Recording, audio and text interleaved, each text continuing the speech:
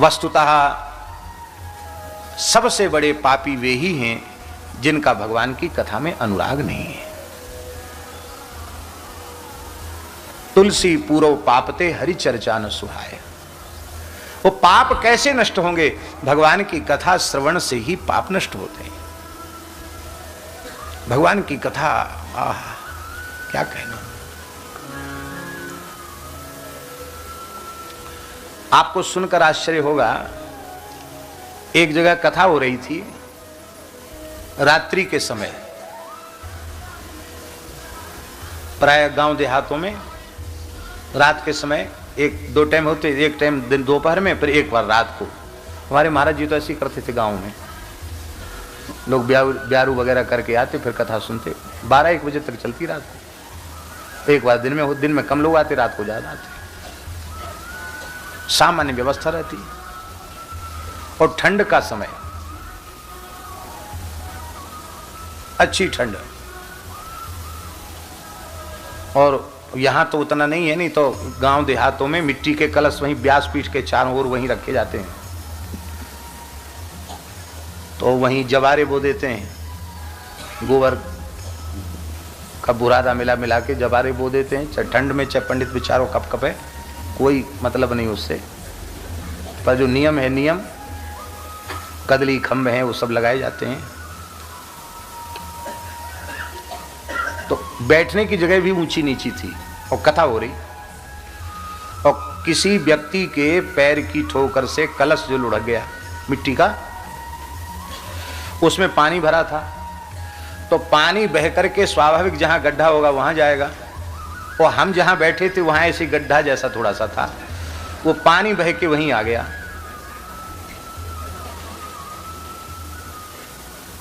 और कथा सुन रहे थे, ठंड का समय।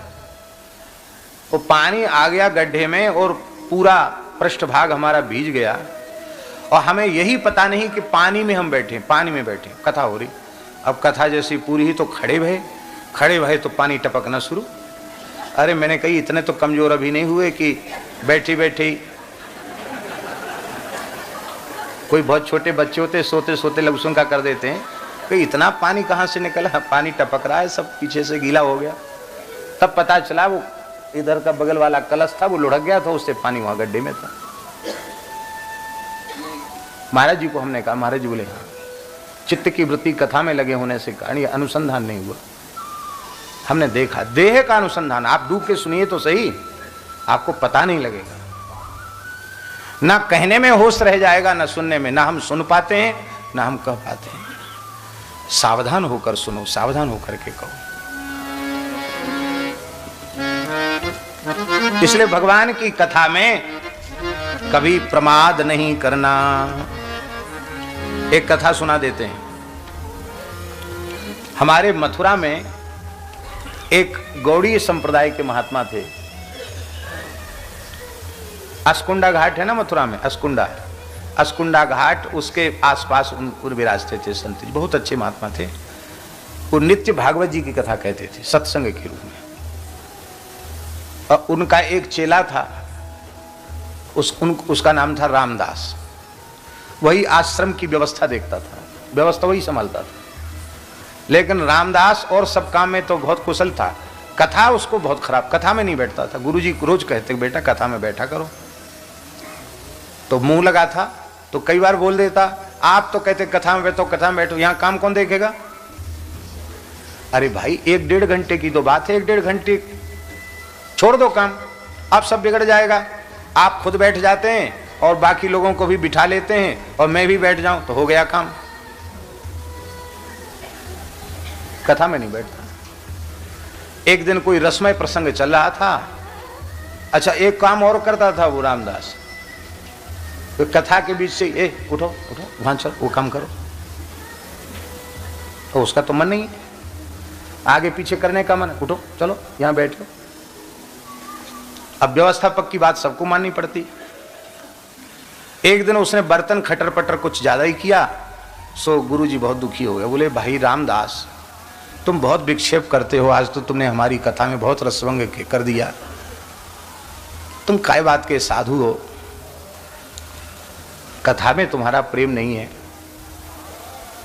बहुत दुखी हो गए आज में, धोखे से साधु बन गए। तुम्हारी प्रकृति तो बंदर के जैसी है, चंचल प्रकृति है तुम्हारी। लगता हमें ऐसा कि तुम बंदर की योनि में जाओगे। गुरुजी के मुंह से निकल गया। अब कुछ दिन बाद, कुछ दिन तो कथा हुई जितनी होनी थी, कुछ दिन बाद रामदास को बुखार आया, तेज बुखार आया, उसी में उनका शरीर पूरा हो गया। और कथा भागवत जी की शुरू हुई, उनकी तो चलती थी, तो जैसी कथा आज शुरू होने वाली थी कि उसी समय मंगलाचरण करते ही पेड़ से एक बंदर आया और पोथी को बढ़िया से, जैसे कोई श्रद्धावान प्रणाम करता ना, सिर रख के प्रणाम किया और हाथ जोड़ के बैठ गया। सबको बड़ा आश्चर्य हुआ कि बाबा जी कथा तो बहुत दिन से कहते हैं, ये बंदर प्रणाम करके बैठ गया हाथ जोड़ के ऐसे। तो बाबा बोले रामदास, तो बंदर बोला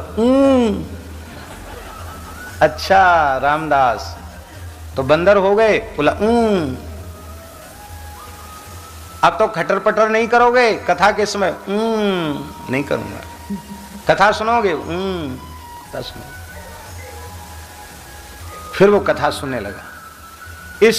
इस घटना के सैकड़ों लोग साक्षी थे, और जब तक वह बंदर जीवित रहा तब तक नित्य उनकी कथा में आना।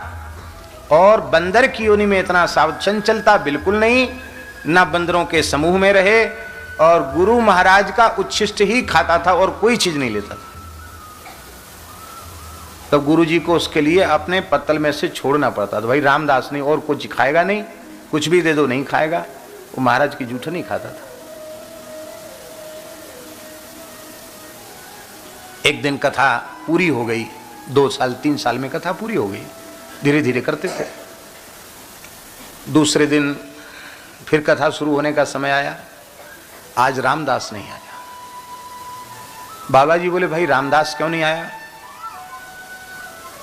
का पता नहीं, कल तक तो आया था आज नहीं आया। तो उन्होंने अपने शिष्यों से कहा कि जाओ भाई तुम्हारा गुरु भाई है, देखो कहीं बीमारी मार तो नहीं है, छत पर देखो कहीं मिल जाए। तो पेड़ था वहां और छत के पास देखा कि वो रामदास पधार गए थे। तब उन्होंने कहा कि देखो भागवत सुन के वो ठाकुर जी की नित्य सेवा में पहुंचे हैं, अब उनका यात्रा निकालो। महाराज जैसे संत के पधारने पर यात्रा निकले, बंदर को ले गए, कीर्तन करते हुए जमुना जी के जल में समाधि किया और रामदास का भंडारा भी हुआ। ये मथुरा की घटना है। भगवान की कथा में कथादिस्व अनुरागः इति पाराशर्यः, किसने कहा? नारद भक्ति सूत्र में।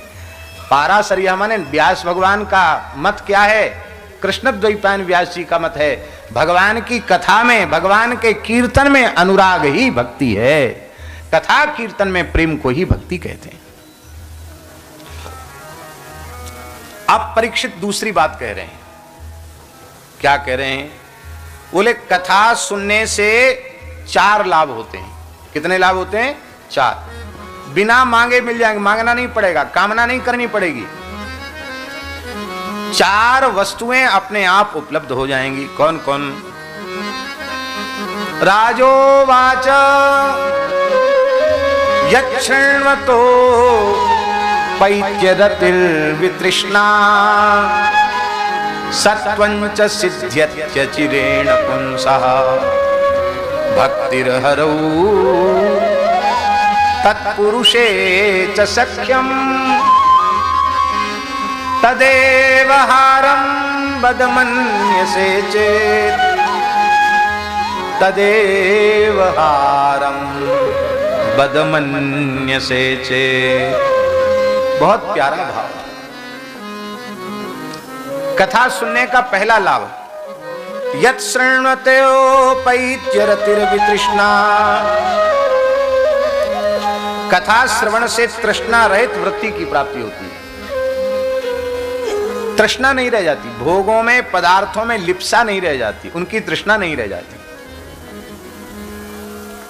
कथा सुनकर और कथा कहकर यदि लौकिक पारलौकिक भोगों की तृष्णा समाप्त नहीं हुई तो समझ लेना न तो ईमानदारी से कथा कही गई और न ईमानदारी से कथा सुनी गई। कथा सुनने के बाद विषय में वृत्ति रह ही नहीं जाएगी।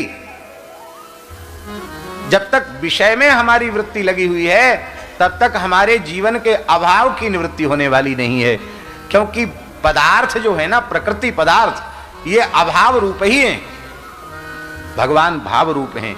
और जब कथा श्रवण करके हमारी चित्तवृत्ति भगवान में लग जाती है तो भगवान स्वभाव से परिपूर्ण है, इसलिए जीवन में पूर्णता आ जाती है। जीव आत्माराम, आप्तकाम, पूर्ण काम, परम निष्काम कथा सुन करके हो जाता है। यह पहला लाभ है कथा सुनने का, तृष्णा रहित वृत्ति की प्राप्ति।